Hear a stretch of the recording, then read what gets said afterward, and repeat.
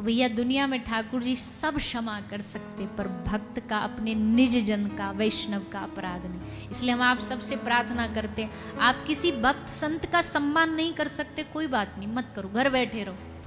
कोई साधु आपके सम्मान का भूखा भी नहीं है, पर कम से कम इतना तो ठान लो कि किसी का अपमान नहीं करना। सम्मान न बने चलेगा, अपमान नहीं करना। और अपमान क्या है? अपमान में यही नहीं डंडा मार देना, गाली दे देना, झगड़ा करना, केवल यही अपमान नहीं। अपमान का मतलब आप उनकी निंदा करो। आप यहां बैठे बैठे भी किसी ब्रज के साधु की बुराई करो, अरे ये तो फलाने बस ऐसे ही हैं, सब ढोंगी हैं। अच्छा इतना भी बोल दोगे ना, ये सब बाबा जी ये सब ढोंगी हैं, हो गया वैष्णव अपराध, हो गया संत अपराध। और मुझे लगता है ये अपराध से तो आजकल बहुत कम ही लोग बचते हैं, क्योंकि सबकी जुबान पे यही चढ़ा रहता है, आजकल तो किसी का भरोसा नहीं, आजकल तो सब साधु ऐसे, आजकल तो वैसे। ऐसा नहीं कहना चाहिए, कभी गलती से बात ना बोलो। कोई एक विशेष व्यक्ति से आपका कोई अनुभव खराब हुआ हो सकता है, रावण भी साधु का वेश बना के आया था, हो सकता है आपका अनुभव किसी एक विशेष व्यक्ति से बुरा रहा हो, पर इसका अर्थ ये नहीं कि आप पूरे संत समाज को बोल दो। ये पूरे संत समाज पर बोलने का अधिकार नहीं है हमारा, ये धब्बा है और ये अपराध है। इस अपराध को नहीं ठाकुर जी माफ करेंगे। अगर आपने बोल दिया कि सब संत ऐसे ही होते हैं, झूठे होते हैं, नकली होते हैं, ना, इस अपराध से बचो। किसी का मजाक उड़ा देना ये भी अपराध है। कोई जैसे तैसे भक्ति के मार्ग पर चला, चंदन कंठी लगाया, उसका मजाक उड़ा दिया, ये भी अपराध है, इससे भी बचो। जो जैसा कर रहा है उसको वैसा करने दो, आप बुरा बोल के, निंदा करके। अच्छा देखो, हमने एक बात बोली थी अभी कुछ देर पहले कि आप बंद कमरे में भी भगवान की स्तुति करते हो ना, तो भगवान को वो सुनाई देती है। ऐसा नहीं, ये मत समझना चीटी के पग नूपुर बाजे तो भी साहिब सुनता, पर ये तो आप सबको पता ही है। पर इसके दूसरा पार्ट हम सोचना भूल जाते हैं कि अगर भगवान हमारी प्रशंसा स्तुति सुनता है, तो बंद कमरे में जो हम बुराइयां करते हैं ना, वो भी ठाकुर जी पूरी सुनता है। वो भी भगवान को सब पता, बंद कमरे में जो बुराइयों पे बुराइयां तुम करे जाते हो ना, वो भी ठाकुर जी देख रहे हैं। इसकी बुराई, उसकी बुराई, ऐसा वैसा, वो भी भगवान देख रहे हैं 24 घंटे, क्या कर रहे हो। इसलिए उससे बचें। तो प्रहलाद जी, अच्छा जब हिरण्यकश्यपु ने खूब पाप किए, देवताओं ने जाके भगवान से प्रार्थना करी, प्रभु आप अवतार ले लो, आप थोड़ी हमारी रक्षा करो। भगवान ने बोले अभी नहीं मारेंगे हम इसको। कब मारेंगे? बोले 36,000 वर्ष तक इसने तप किया, इसलिए सुरक्षित है। कितना भी बड़े से बड़ा पाप कर ले, हम इसको मार नहीं सकते। लेकिन एक जीवन में ये ऐसा अपराध आगे चल के करेगा जिसको इसका तप भी नहीं बचा सकता। क्या? ये भक्त प्रहलाद से द्वेष करेगा, इसको कष्ट देगा, और फिर हम आकर के इसका उद्धार करेंगे। तो इतने पाप किए इसने, भगवान ने टालते गए। फिर इसके घर में भक्त प्रहलाद जी का जन्म हुआ। प्रहलाद जी ठाकुर जी के प्रिय भक्त हैं, प्रिय भक्तों में से एक, लाडले भक्त हैं। 12 भक्तों में प्रहलाद जी आते हैं।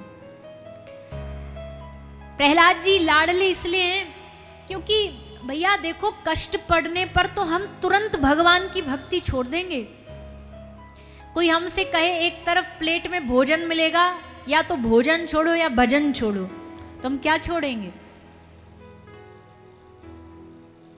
भोजन नहीं मिलेगा, उसके लिए भजन छोड़ना पड़ेगा। अरे हम तो बिना ये लालच दिए ही भजन छोड़ देते, भोजन का लालच मिल जाए तो तुरंत छोड़ देंगे। हम तो बिना किसी लालच के छोड़े बैठे, कोई लालच मिल जाए फिर तो पूछो ही ना। दोहा भी है ना, भूखे भजन न हो गोपाला, ले लो अपनी कंठी माला। उतार के धर देंगे। बोले ठाकुर जी पहले पेट पूजा फिर काम दूजा। पर भगवान का भक्त, प्रहलाद जैसा भक्त क्यों ना भगवान का लाडला बने। पिता ने कहा तुझे हम कारागार में डाल रहे हैं, भोजन नहीं मिलेगा, भजन छोड़ दे। प्रहलाद जी ने कहा भजन कोई छोड़ने वाली चीज है? कोई कह दे तुमसे सांस लेना छोड़ दो, छोड़ दोगे क्या? जीवन जीना छोड़ दोगे, नहीं छोड़ते, तो फिर भगवान की स्मृति भला मैं क्यों छोड़ूं? ये परम लाभ है, भगवान की स्मृति परम लाभ है। खूब समझाया हिरण्यकश्यपु ने, पर प्रहलाद जी की जो पढ़ाई है वो ये नहीं समझ सकता, और हिरण्यकश्यपु की बात प्रहलाद जी को समझ ना आती।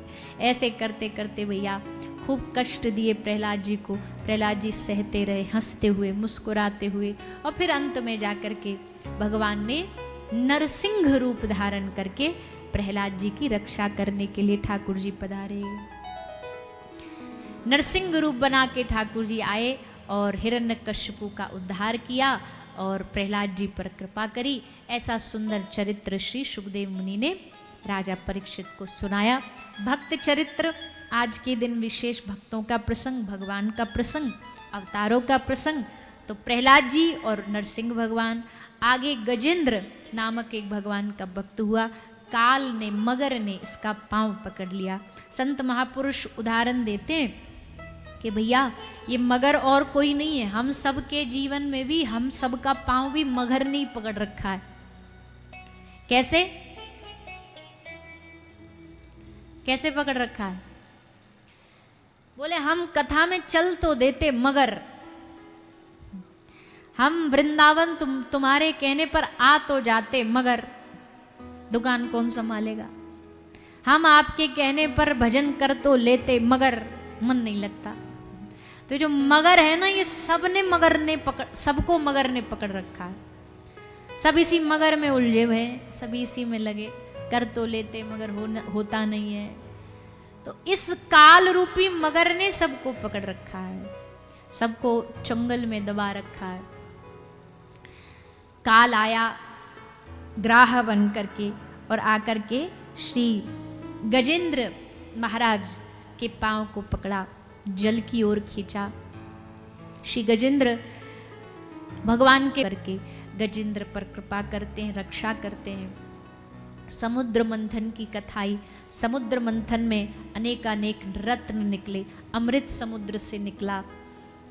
लक्ष्मी माता, लक्ष्मी जी कहाँ से प्रकट हुई हैं? समुद्र से। लक्ष्मी माता समुद्र से उनका प्रागट्य हुआ है। भगवान समुद्र को भी भगवान का स्वरूप माना गया, क्योंकि भगवान के स्वरूप से ही बना है। लक्ष्मी जी प्रकट हुई, सब उनसे ब्याह करने के लिए लाइन में लग गए, क्योंकि लक्ष्मी को तो सब पाना चाहता है। लक्ष्मी को सब पाना चाहते हैं, और ये कोई महत्वपूर्ण बात नहीं, महत्वपूर्ण बात है कि लक्ष्मी जी किसको चाहती है। लक्ष्मी जी को तो सब चाहते हैं, लक्ष्मी किसको चाहती है? लक्ष्मी उनको चाहती है जो नारायण को चाहते हैं, क्योंकि लक्ष्मी के पति स्वामी नारायण। तो जहां स्वामी होंगे, जहां पति होंगे, वहीं पीछे पीछे उनकी पत्नी जाएगी। तो जहां श्री नारायण भगवान जाएंगे, वहीं पीछे पीछे श्री जाएगी। और श्री का मतलब आप ये मत मानना कि केवल धन से ही बोला जा रहा है। श्री का मतलब होता है शुभ तत्व। केवल धन ही, पैसा ही श्री नहीं है। अरे खुशियां भी तो श्री हैं।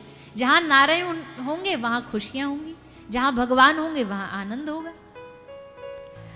हमारे गुरुदेव कहते थे लक्ष्मी जी के 2 प्रकार हैं तुम्हारे जीवन में आने के, या तो नारायण भगवान के साथ बुला लो, या लक्ष्मी जी का वाहन कौन सा है? उल्लू। तो अगर झूठ अपराध करके लक्ष्मी बुलाओगे ना, तो वो उल्लू पर ही विराजमान होकर के आएंगी। पर अगर तुम सत्यता और ईमानदारी से बुलाओगे, तो वो नारायण भगवान के साथ आकर के विराजमान होंगे। कभी भी लक्ष्मी अकेली ना मांगो, मांगो प्रभु आप साथ आओ, आपके संग लक्ष्मी जी की शोभा है। तो लक्ष्मी जी प्रकट भई समुद्र मंथन से। इसी मंथन में ऐरावत हाथी निकला, और इसी मंथन में ठाकुर जी की परम प्रिय, उन जिनकी ठाकुर जी उपासना करते हैं, ऐसी गौ माता भी समुद्र से ही प्रकट हुई हैं। हमको लगता है कि बहुत सारी चीज़ें हम लोग जानते नहीं हैं, हमें पता नहीं है। एक तो हमें पढ़ाई नहीं जाती। बताओ कौन से स्कूल में पढ़ाया जाता गौ माता का प्रागट्य कहाँ से हुआ, लक्ष्मी जी का प्रागट्य कहाँ से हुआ। हम पिछली कथा में बोले भी थे, बोल भैया आबर डाबर ये सब की कथाएं तो हम हिस्ट्री में पढ़ा दी जाती हैं, बाबर का चाचा ये हुआ, ताहू ये हुआ, काका ये हुआ। पर हमारे जो जीवन के, हमारे धर्म के जो मूल हैं, बताओ प्रहलाद जी की कथा किसी बच्चे को स्कूल में पढ़ाई जाती है? ध्रुव जी की कथा किसी बच्चे को स्कूल में पढ़ाई जाती है? किसी सब्जेक्ट में आती है? नहीं। इतिहास की घटना अपनी सनातन की, कोई धर्म की बातें नहीं। पहले फिर भी आ जाती थी, गौ माता की महिमा, गाय का प्रस्ताव आता था, हिंदी का प्रस्ताव आता था। अब तो भैया सब ऐसा बन गया है, अंग्रेजी जुगाड़ हो गया है कि बस पूछो नहीं। अब तो अब हमने सुना है, और सुना क्या, खुद भी देखा है अपने विद्या के जीवन में, कि बच्चों को ये जो बड़े बड़े इंग्लिश मीडियम कॉन्वेंट स्कूल हो गए ना, इसमें हिंदी बोलने पर फाइन लगाया जाता है बच्चों पे। वही हिंदी में नहीं बोलना, हिंदी में ना बोलना, नहीं तो एक वर्ड का 5 रुपया, इंग्लिश में बोलो। अब बताओ क्या सिखाओगे बच्चों को? उनकी दृष्टि में उनकी भाषा की क्या वैल्यू रहेगी कि उनको अपनी भाषा बोलने पर फाइन लग रहा है। कलावा बांधने, अभी कल ही खूब हंगामा चल रहा गुजरात में, एक कोई बच्ची है उसकी कंठी उतरवा दी गई, एग्जाम हॉल में घुसने नहीं दिया। बोले एग्जाम हॉल में तभी घुसोगी, पहले कंठी उतारनी पड़ेगी। बताओ इससे बड़ा, अब आप भारत में जी रहे हो कि पाकिस्तान में जी रहे हो? अपने देश में रह करके अपने धर्म की कंठी उतरवा रहे हैं, तब आपको एग्जाम हॉल में घुसने देंगे। इंग्लिश मीडियम स्कूल में बच्चे तिलक नहीं लगा के जा सकते, कंठी नहीं धारण करके जा सकते, बहुत सारी चीजें हैं। पर भैया हम तो इतना जानते, ये देश सनातन का देश है, और अपने अपने धर्म को सब बड़े गौरव के साथ जीते हैं, अपने आप को गौरवान्वित महसूस करते हैं। अच्छा स्कूल छोड़ दो, स्कूल की जो सिस्टम है वो तो हम बदल नहीं सकते, पर घर में तो बदल सकते हैं। घर की जो पेरेंटिंग है, घर में जिस प्रकार से आप बच्चों का लालन पालन करते हो, उसमें तो आप भक्ति का विषय उनको पढ़ा सकते हो, उनको गौ माता की महिमा बताइए। आप जिस आयु के हैं, आप सब गाय की महिमा फिर भी जानते हैं, इतना तो पता है कि गाय हमारी आराध्य है, उनकी हमें सेवा पूजा करनी चाहिए। पर अब पीढ़ी आगे बढ़ेगी, आगे आने वाली पीढ़ी को गाय की महिमा कौन समझाएगा, कौन बताएगा? और ऐसा नहीं समझिएगा कि ये कोई हमारी अंधविश्वास की बातें हैं। गाय हमारे जीवन का मूल है, केवल धर्म के हिसाब से नहीं कह रहे हम, सब प्रकार से, बचपन से लेके मृत्यु सैया तक। अगर माता तो कुछ वर्षों तक दूध पिलाती है, पर उसके बाद आगे हमारे लालन पालन में किसका दूध काम आता है? गौ माता हमारा पालन करती, वृद्ध अवस्था तक करती। हमारे भारतीय परंपरा में जन्म से लेके मृत्यु तक के हर संस्कार में गोदान लिखा है। बच्चे का जन्म हुआ तो गोदान, लाला प्रकट भये, नंद लाला प्रकट भये, आप कथा सुनोगे नंद के आनंद में, तो नंद बाबा ने कितनी गैया दान करी जानते हो? बोलो। नंद बाबा ने लाला के जन्मदिन पे 2 लाख गैया दान कर दी, खुशी खुशी में। ले जाओ भैया सबरे ब्रजवासी, तुम सब गैया ले जाओ, आज हमारे घर लाला भयो है। इतनी गौदान करी, इतनी गैया दान करी। तो जन्म पे गोदान, फिर आगे बढ़े बालक का नामकरण संस्कार, उस पर गोदान, जनेऊ संस्कार, उस पर गोदान। ब्याह होता था, ब्याह में पहले मर्सिडीज ना मिलती थी दहेज में, तुम्हारी ये सब बेड सोफा नहीं मिलते थे। अपनी बेटी को घर परिवार में से क्या दिया जाता था? हाँ भाई गैया ले जाओ, गौ ले जाओ अपने साथ में, ये गैया तुम्हारे खुद का भी पालन करेगी और ससुराल पक्ष में सबका पेट भरेगी। फिर चलते चलते मृत्यु आई, तो मृत्यु के समय भी ब्राह्मणों ने क्या कहा? मरने से पहले भैया गोदान करा दो, गाय की पूंछ पकड़ा दो। और गाय की पूंछ पकड़ाने का मतलब क्या है? बोले अब इसकी पूंछ पकड़ लो, ये तुमको वैतरणी पार करा देगी। वैतरणी नदी पार करनी पड़ती है मृत्यु उपरांत, तो कौन पार कराएगा? वैतरणी नदी ना तो आपकी एम्बेसडर पार कराएगी, ना तो कोई BMW पार कराएगी। वैतरणी नदी गौ माता का आश्रय लेकर के ही पार की जा सकती है। तो मृत्यु संस्कार में भी भैया जन्म से लेकर मृत्यु तक गाय हमारा सहयोग देती है, साथ देती है। गौ के उपासक लोग कहते हैं हमारी जीवन का हम इतनी गंदगी फेंक देते हैं गौ माता के सामने, फिर भी वो हमारा वेस्ट खा के भी इतना बेस्ट दूध देती है, हमारी गंदगी खा के भी अमृत समान दूध देती है। पर हम फिर भी उनकी महिमा नहीं समझते, फिर भी हम उनके प्रति हमारे हृदय में करुणा नहीं है। उनको कष्ट में देख के हमारा हृदय कष्ट में रोता नहीं है कि प्रभु ये क्या हो रहा है गौ माता के लिए। और अगर आपको असली गाय की दशा और दिशा देखनी है कि आज गाय किस स्थिति में, तो हम आपको न्योता देते हैं, आइएगा कभी वृंदावन आते जाते हमारे इस जो गौ सेवा धाम अस्पताल है, हॉस्पिटल है, इसमें आइएगा, तब आपको पता चलेगा कि आजकल गाय की स्थिति है क्या समाज में, कैसी गाय की दुर्दशा है समाज में। जली गाय, कटी गाय, पैर से टूटी गाय, अस्त्र शस्त्र से कटी हुई गाय, गोली खाई हुई, बंदूक की गोली खाई हुई गाय, सड़कों पर दोनों पांव के ऊपर से गाड़ी ट्रक चढ़ करके चला गया, दोनों पांव से टूटी गाय, पैर टूटे दोनों। अब बताओ, दो पांव टूट गए, अब क्या करेगी जीवन भर? आश्रय कोई है नहीं, मालिक कोई है नहीं, क्योंकि पहले ही घर से निकाल दी गई थी, दूध देना बंद कर दिया था, लावारिस थी, ऊपर से ट्रक निकल के चला गया, अब दो पांव बचे बस। पूरा इतना कुंटलों भर भार दो पांव पर तो टिकना नहीं है। अब जीवन भर बस एक ही जगह पड़ी रहना।